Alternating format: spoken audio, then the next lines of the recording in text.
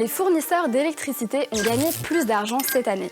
Pourtant, les tarifs viennent de tomber, ta facture va augmenter en 2024. Alors, est-ce que ça veut dire que ces entreprises s'enrichissent sur ton dos? D'abord, regardons d'où vient ton électricité. Les groupes ont deux options pour te fournir. Soit ils produisent leur propre courant, soit ils l'achètent sur le marché de gros européen, puis te le revendent. Produire sa propre électricité, avec un barrage par exemple, permet des prix plus stables. Hors surprise de la météo bien sûr. Par contre, acheter de l'électricité en Europe, ça veut dire être ultra dépendant des aléas du marché. Et justement, en 2022, les prix ont explosé à cause de la guerre en Ukraine et de la sécheresse. Alors depuis, c'est vrai, les prix ont baissé, mais il faut savoir que 75% des fournisseurs font leurs achats 2 à 3 ans à l'avance. Ensuite, regarde bien ta facture. Il n'y a pas que le courant que tu payes, mais il y a aussi le transport de l'électricité par exemple, qui est géré par Swissgrid.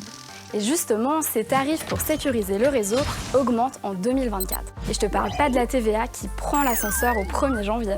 Il y a une autre nouveauté sur ta facture en 2024, une réserve d'électricité pour éviter un blackout cet hiver. Tout ça, ça fait grimper l'addition. Chez Romande Énergie, par exemple, le prix du courant ne change pas, mais les tarifs de l'électricité augmentent quand même à cause de tous ces autres coûts décidés par Berne. Et toi alors, comment tu vas gérer ces nouveaux prix? Est-ce que tu vas changer ta façon de consommer? Dis-le nous en commentaire.